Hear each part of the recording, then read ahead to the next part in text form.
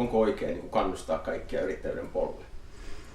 Kyllä mä sanoisin, että se mahdollisuus kannattaa tarjota mahdollisimman monelle.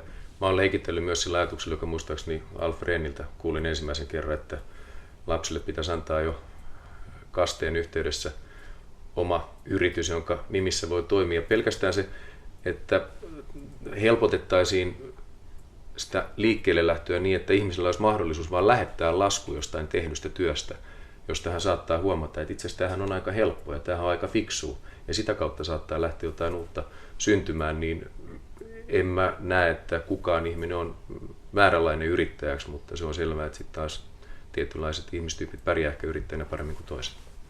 Ehkä yksi vaikuttavimpia paikkoja, missä mä oon käynyt tänä keväänä, oli tämä All Rounders-porukan bussien pesu yöllä Helsingissä, missä maahanmuuttajataustaiset tamilit, jotka on oikeasti tullut Suomen poliittisina pakolaisina, niin on perustanut yrityksen, jossa ne työllistää kurdeja ja afgaaneja ja venäläisiä ja virolaisia ja tekee yöllä todella rankkaa työtä, siivoo joukkoliikennevälineitä ja kuulemma tamilit on erikoistunut myös elokuvateattereiden siivoukseen, että sielläkin on tämmöinen bisnes pyörimässä. Ja mä oon niin usein ajatellut, että aika juhlallista, kun maahanmuuttaja, joka on vasta niin tullut Suomeen, alkaa pyörittää bisnestä ja mitä riskejä siihen sisältyy ja myöskin ihan käytännön asioita, että monilla esimerkiksi suomen tai ruotsin kielen taitoa ei vielä ole ja asioidaan englannin kielellä tai yritetään asioida englannin kielellä, että meillä voisi olla pikkasen niin helpotettuna tämä yrittäjän tie esimerkiksi sillä tavalla, että sä voisit ne lomakkeet ja ilmoitukset tehdä englanniksi myöskin Suomessa, jolloin tämmöinen maahanmuuttajayrittäjä teki sitä useammin. Mutta heidän kaveripiirissään on paljon ihmisiä, jotka on pizzerian omistajia tai kebab-paikkojen pyörittäjiä ja muuta. Et meillä on tullut tätäkin kautta yrittäjyyttä, jota me ei ehkä ihan tunnisteta, että myöskin maahanmuuttajien mukana tullut ihan positiivista yrittäjyyttä Suomeen. Mä oon itse työskennellyt suuremman osan työurastani konsulttina. Mä oon konsultoinut kymmeniä suomalaisia ja kansainvälisiä yrityksiä ja nähnyt tosi monenlaista yritystä ja tosi monenlaista yrittäjää. Ja ei kyllä sillä kokemuksella voi sanoa, että olisi jotain niin kuin tietyn tyyppistä persoonaa, joka sopii yrittäjässä kaikkein parhaiten. Et siellä on ekstroverttia ja introverttia ja semmoista, jolla on hyvä laskupää ja sellaista, jolla ei ole laskupäätä ollenkaan ja on niin kuin huithapeliä ja järjestelmällistä ja kaikki niin kuin toi himomyyntitykki ja semmoista, mikä ei oikein pidä myymisestä ollenkaan. Se ei muista voi tavallaan sanoa, että se sopii vaan tietynlaisille ihmisille. Et lähinnä siinä on justiin se, että uskaltaako kokeilla. Sitä jotenkin sitä uskaltamisen tavallaan kynnystä, niin jos sitä saataisiin jotenkin madallettua, niin se olisi hyvä. Se on kaiken ytimessä. Joo.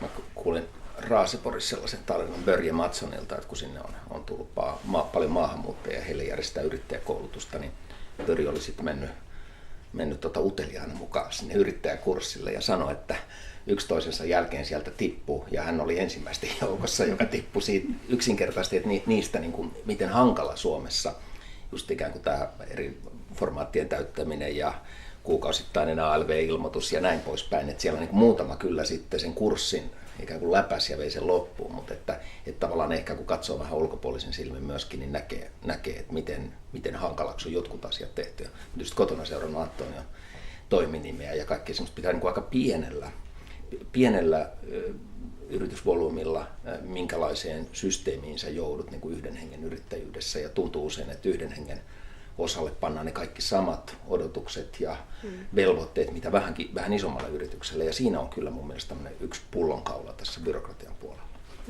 Joskus miettinyt sitä, että jos maahanmuuttajayrittäjille olisi semmoinen yhteiskunnan yritys, joka ikään kuin tarjoaisi sanotaan tilitoimisto lakiasiaan jotain muita tällaisia byrokratiaan liittyviä palveluita yhdeltä tuutilta, joka olisi tavallaan niin jotenkin järkevästi hinnoiteltu ja semmoinen matalan kynnyksen, jos kielitaitoa olisi paljon, joka ikään kuin olisi siinä tavallaan välissä yhteiskunnan ja yrityksen välissä.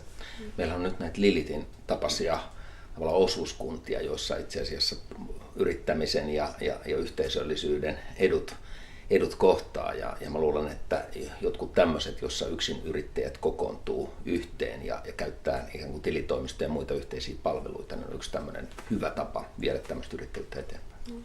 Mulla oli sykähdyttävä kokemus, kun mä olin pitänyt myyntivalmennusta niin kuin yrittäjän uraa suunnitteleville naisille tuossa muutama viikko sitten. Niin kun kun se myyminen oli, jos kysyin siinä aluksi, että kuinka moni teistä tykkää myymisestä ja kuinka monelle se on aika arka paikka, niin siellä oli sitten muun muassa yksi, joka sanoi, että se on hänestä ihan kamalaa, että hän ei niin kuin haluaisi. Ja sitten sit sen valmennuksen jälkeen mä kysyin, että no auttoiko tämä sua niin miettiä sitä silleen niin pikkasen positiivisemmin edes. Ja sanoin, että joo, että nyt hänestä tuntuu, että hän voisi ihan niin kuin mennä myymään.